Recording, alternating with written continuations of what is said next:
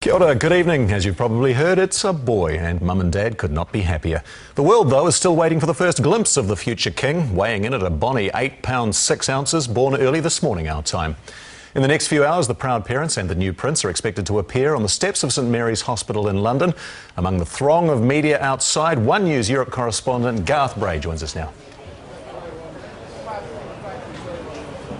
Simon, I've heard people refer to this as the people's pregnancy, really. I mean, there's been sort of such celebration across the country and across the world, really. But it is an intensely private moment. We don't know what's going on exactly behind those doors overnight, but we hope that that couple are well rested and that within a very few hours they'll appear for one last sort of public duty for a while on the steps right behind me.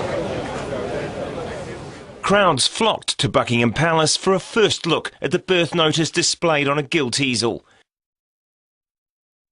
Breaking with tradition, a full 15 minutes earlier, Kensington Palace had issued the statement by email to journalists, perhaps fearing a leak on social media. As the crowds pressed at the gates, millions already knew that the Duchess of Cambridge had safely given birth to a son at 4:24 p.m. local time, that the boy weighed 3.8 kilograms and his father was present when he arrived.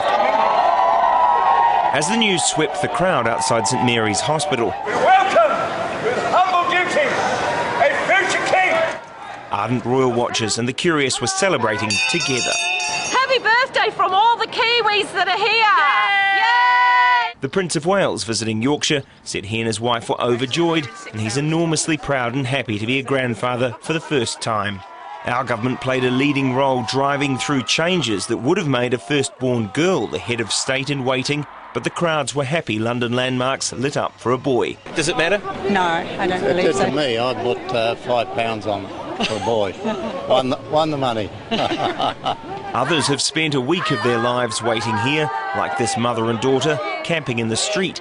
Their vigil is not over yet. I'm going to wait till it come out and then I'll go home, yeah? So it looks like another night here. And a night when some will get little sleep. Why not? This is the only place to be right now. Keep moving, please. It probably says something about the fascination that this family has, that people are queuing at midnight in a downpour to get a photo outside the palace gates here. Some reflecting on how this birth of the third in line to the throne helps the royal family seem just a little more like people they can think they know. I remember when I first became a dad, best feeling in the world.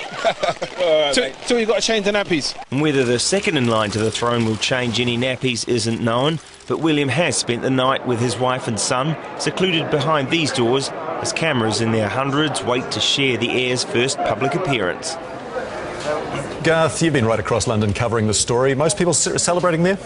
We're not sure if that's definitely going to happen. Yeah, absolutely. So, I mean, look, it's hard to get a sense of it very penned in here in front of the hospital waiting for them to emerge there, but I did get out last night, as you saw, and that feeling outside Buckingham Palace was remarkable. I mean, the rain pouring down, and there were people just queuing up. They were splashing around. They didn't mind the downpour. They really seemed to be embracing the occasion. People had sort of jumped in taxis, sped from across London to be part of that. There'd be people from right around the world, and they knew that that was the place that they had to try and gather. It's as clear as an indication as I've got that this has really widespread support.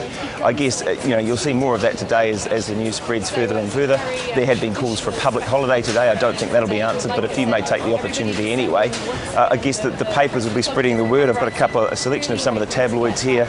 They've had to struggle with that problem of no appearance yet on the steps. Most of them have gone for a pretty stock shot and a nice headline, but the Sun newspaper has used the opportunity to a little Sun pun there, just rebranding itself the Sun for the day and putting that birth notice up. They'll have no shortage of shots within a few hours, I'm sure. Thanks very much, Garth. Let you keep an eye on that door. Garth Bray, live from London.